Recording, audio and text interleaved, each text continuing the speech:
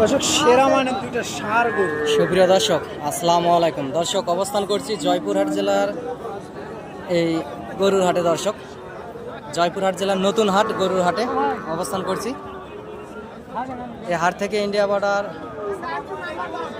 9-10 kilometre দূর হয়। অনেক সুন্দর হাই কোয়ালিটি সম্পন্ন গরুগুলি আসলে বর্ডার ক্রস হয়ে আসে। আগামী 26 কুরবানির টার্গেটে এই গরুগুলি আপনারা খামার উপযোগী গরুগুলি কিনতে পারবেন। দর্শক 160 সাইজ ওরা।